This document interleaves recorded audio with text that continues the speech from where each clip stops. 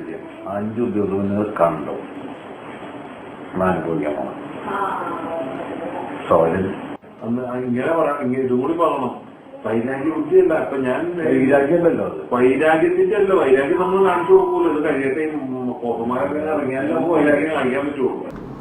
നമസ്കാരം, മലയാളി വാർത്ത ഇൻസൈഡിലേക്ക് സ്വാഗതം. അങ്ങനെ പത്മസരോവരത്തിൽ ഏതാനും നിമിഷങ്ങൾക്കുള്ളിൽ തന്നെ കാര്യങ്ങൾ അധോഗതിയാകുമെന്ന് വേണം മനസ്സിലാക്കാൻ. കാരണം അവസാന നിമിഷത്തിൽ പലവിധ തെളിവുകൾ, പല മൊഴി ദിലീപിനെതിരായി വരുന്നു എന്ന് വേണം കരുതേണ്ടത്. സംഭവം നടന്ന അന്നു മുതൽ ഇന്ന് വരെയുള്ള ഒരു വലിയ ചരിത്രം പരിശോധിക്കുമ്പോൾ ഇടയ്ക്കായി ദിലീപ് നടത്തിയ പല ഗൂഢാലോചനകളുടെയും തെളിവുകൾ പുറത്തു വന്നിരുന്നു. അക്കൂട്ടത്തിലുള്ള 2 ഓഡിയോ ക്ലിപ്പ്. ഒന്നെന്ന് പറയുന്നത് ദിലീപ് തിരികെ എത്തി അന്വേഷണ ഉദ്യോഗസ്ഥർക്കെതിരെ ഗൂഢാലോചന നടത്തുന്നു. 5ഓളം അന്വേഷണ ഉദ്യോഗസ്ഥനടക്കം എല്ലാവരും അനുഭവിക്കുമെന്ന് പറയുന്ന ഓഡിയോ സന്ദേശം.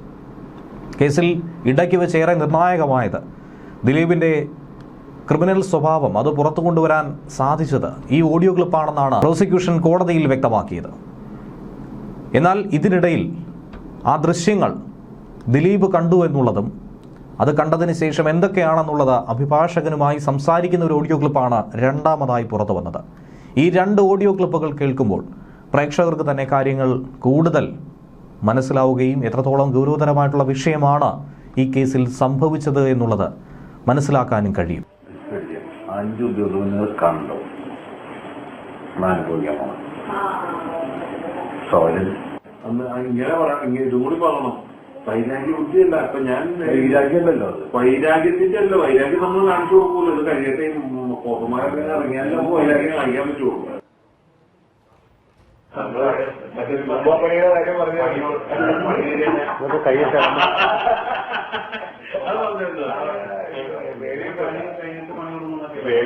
തുടങ്ങിയതാണ് പണി പണിയൊന്നും ചെയ്യുവാൻ നമ്മള് പിന്നെ വേറെ കുഴപ്പമൊന്നുമില്ല. എനിക്ക് നാളെ പോകുമ്പോ ഏതെങ്കിലും വല്ല ട്രക്ക അല്ലെങ്കിൽ വല്ല ലോറി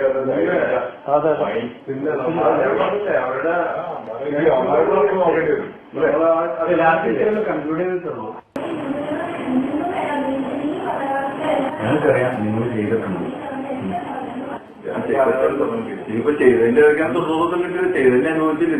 ഫിൽപ്പറ്റാൻ പുള്ളിയോട് അതിന്റെ ചേട്ടനായിട്ട് സംസാരിച്ച കാര്യങ്ങൾ പുള്ളിയോട് ചോദിക്കുന്നത് പുള്ളി അതൊന്ന് എക്സ്പ്ലെയിൻ ചെയ്തുകൊണ്ട് കൊടുത്തോണ്ടിരിക്കുക. പിന്നെ പുള്ളി അതിൽ മറ്റേ ക്വസ്റ്റനെയറിൽ ഇതൊക്കെ മെൻഷൻ ചെയ്തിട്ടുണ്ടെന്നല്ല. ഞാനിപ്പോൾ അതിന്റെ ഒരു ഇതെടുത്തിട്ടുണ്ട്, ഒരു മൊബൈൽ ഷോട്ട് എടുത്ത് വെച്ചിട്ടുണ്ട് പുള്ളിയുടെ പ്രിപ്പയർ ചെയ്തത്. അപ്പോൾ നമുക്ക് വന്നിട്ട് അത് ഓരോ പോയിന്റ് വൈസ് നമുക്കത് നോക്കുകയും ചെയ്യാം.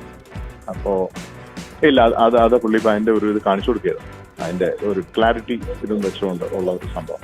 പക്ഷെ നമുക്കത് അതിൽ പുള്ളി ക്വസ്റ്റ്യൻ ചോദിച്ചിട്ടുണ്ട്. പുള്ളി ചോദിച്ചിട്ടുണ്ട്, ഇത് മൊബൈലിലാണ് എടുത്തതെന്ന് നിങ്ങൾ പറയുന്നതിനെ ഏത് സോഫ്റ്റ്വെയർ അല്ലെങ്കിൽ ഏത് ഉപയോഗിച്ചിട്ടാണ് നിങ്ങളത് കണ്ടെത്തിയിരിക്കുന്നത്? അങ്ങനെ ഒരു ചോദ്യം പുള്ളി ഇതിനകത്തുണ്ട്. അതിനെ ഈ സമയത്ത് ഈ മൊബൈൽ വെച്ച് കണ്ടു എന്നുള്ളത് നിങ്ങൾ എങ്ങനെ വ്യക്തമാക്കി, എങ്ങനെയാണ് നിങ്ങളത് കണ്ടുപിടിച്ചത്? അതിനുള്ള ഉത്തരം ഇവർ തരണം. അപ്പൊ അത് ക്വസ്റ്റ്യനെയറിൽ വന്നിട്ടുണ്ട്. പുള്ളിക്ക് പുള്ളിക്ക് ഈ സാധനം കിട്ടുകയാണെങ്കിൽ അവരുടെ ലാബിൽ കൊണ്ട് ഇത് പരിശോധിക്കാം എങ്ങനെയാണ് കാര്യങ്ങളെന്നുള്ളത്. പക്ഷെ ഇപ്പൊ അത് കാണുന്നത് മാത്രം ആയതുകൊണ്ടുള്ള ഒരു സംഭവം. പക്ഷെ പുള്ളി അതിൽ മെൻഷൻ ചെയ്തിട്ടുണ്ട്. അങ്ങനെ ഇരിക്കുക ഒന്ന് ഇപ്പൊ ഇവരൊന്ന് എ സിയുടെ സൗണ്ടിന് എങ്ങനെ വേരിയേഷൻ ഉണ്ടാവും? എ സിക്ക് ഓടുകയാണോ അല്ലയോന്ന് അറിയില്ലല്ലോ. എ സിയുടെ ശബ്ദം അല്ല ഇടയ്ക്ക്, പക്ഷെ വിഷ്വൽസ് വേറെ ദിശയിൽ പോകുന്നുണ്ടല്ലോ. ഇടയ്ക്ക് വിഷ്വൽസ് അടിയിലേക്കും ഫ്ലോറിലേക്കും ഒക്കെ തെറ്റി പോകുന്നില്ലേ? പക്ഷെ ഒരു ഓടുന്ന വണ്ടിയാണെന്ന് കാണിക്കുന്ന രീതിയിൽ മൊബൈലിട്ട് കളിച്ചിട്ടുമുണ്ട്. അത്യാവശ്യം കാണിക്കാൻ ശ്രമിച്ചിട്ടുണ്ട് ഉറപ്പായിട്ട്. അതല്ല ഞാൻ സാറിനോട് ചോദിച്ചിട്ട് ചുമ്മാ അവിടെ വെച്ച് പോസ് ചെയ്തിട്ട് ചുമ്മാ അവരെ കേൾപ്പിക്കാൻ വേണ്ടിയല്ല, നമ്മളത് കണ്ടതല്ലേ. അതുകൊണ്ട് അവരെ ഒരു അറ്റൻഷൻ നമ്മൾ അവരോട് നേരിട്ട് പറയാൻ പറ്റില്ലല്ലോ. അപ്പൊ നമ്മൾക്ക് കാണാൻ വേണ്ടിയിട്ട് മറ്റേ അത് നമ്മൾ പല പ്രാവശ്യം കണ്ട അവര് ശ്രദ്ധിക്കുന്നില്ല എന്നൊരു സംശയം വന്നപ്പോൾ അവരുടെ ഒരു അറ്റൻഷൻ ഇതാക്കാൻ വേണ്ടിയിട്ട് നമ്മൾ ഇറക്കിയതല്ല. അത് നമുക്ക് പതുക്കെ ചെയ്യാം. ഒരാളെ പെട്ടെന്നൊന്നും നമുക്ക് മാറ്റിയെടുക്കാൻ പറ്റില്ല. അവരെ പതുക്കെ നമുക്ക് കിട്ടുന്ന അവസരങ്ങളിലൊക്കെ അവരോട് സത്യം മനസ്സിലാക്കിപ്പിക്കുക. ഇന്ന് ആദ്യമൊക്കെ മസിൽ പിടിച്ചെങ്കിലും അവർ കുറച്ചങ്ങോട്ട് അയഞ്ഞില്ലേ അവസാനമായപ്പം നല്ല വ്യത്യാസമായി. അല്ല അത് നമ്മൾ നേരിട്ട് അവരോട് ഇന്ന് പറഞ്ഞ് ഇത് കള്ളമെന്ന് പറഞ്ഞു കഴിഞ്ഞിട്ട് കാര്യമില്ല. അത് അങ്ങനെ ആ രീതിയിൽ ഒരു ടാക്ട്ഫുള്ളേ ചെയ്യാൻ പറ്റുള്ളൂ. അത് നന്നായി നിങ്ങൾ വന്നത് ഏറ്റവും നന്നായി. സത്യത്തിൽ ഞങ്ങൾ രണ്ടുപേരും ഞാനും ഇതും നിങ്ങൾ വരണ്ടെന്നുള്ള സ്റ്റാൻഡിലായിരുന്നു. സാറത് പറഞ്ഞ് സാറിനെ അതെ, പുള്ളി ഇദ്ദേഹം ഇറങ്ങാൻ നിൽക്കുമോ?